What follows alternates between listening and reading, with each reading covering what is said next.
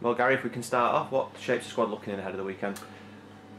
Not too bad. There's been one or two bumps and bruises this week, but we go there on Saturday full of confidence from our performances in 2018. As another week passes, are you getting close to welcoming one or two back? Yeah, we're certainly trying. We think Carvercell's had a good week with us this week training, so it's just a decision whether to include him this weekend or give him an extra week there. So Mark Cullen's progressed. So from last week, where he was a little bit sore, he's progressed this week. So that's just going to be part of the process on his rehab. Despite other things at the club this week, your job's been still to try and get players in, and you've done that by bringing in Dan Agyei from Burnley. Yeah, we're absolutely delighted with that. Huge thanks first and foremost to Sean Dyche and Burnley for allowing it to happen. He's here till the end of the season. We're trying to get him in the summer. We chose to go to Warsaw, and living away from home would have done him the world of good. Now he can still live at home and play for us, so we were happy with that. We continue to monitor him, and he's going to bring pace and power and goals, hopefully, because I've seen him live, and he has got this habit of scoring some goals, and good goals at that as well, but he knows where to go in and around the penalty box as well.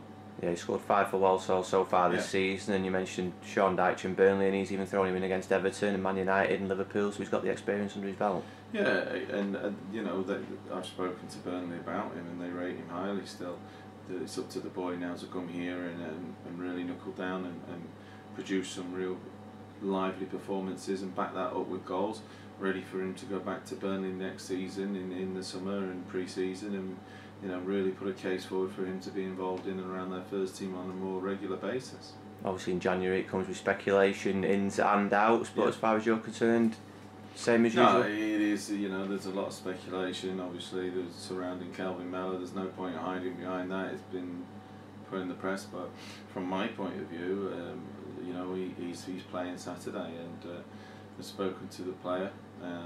We're open and honest with each other, and it's the best way to be with it regarding these situations when I've dealt with him in the past.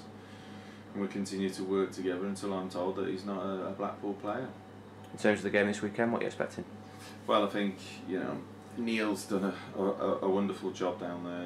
The number of years he's been involved there, and he's another example for me that when there's jobs in higher leagues that people have not looked at him for the like I say, the number of years he's gained in management, that experience, limited resources like ourselves, but he keeps producing players and teams that are very competitive. Watched them last week; they were unlucky not to take all 3 points. So we're expecting a real tough game again, but we've got to go with the attitude and the commitment and the enthusiasm that we've shown in our away games of present. You look at how we were against Charlton, how we were at Rochdale, and very much so in terms of the Oxford game as well. So there's a lot of positives for us at this moment in time. We've just got to convert them now into wins.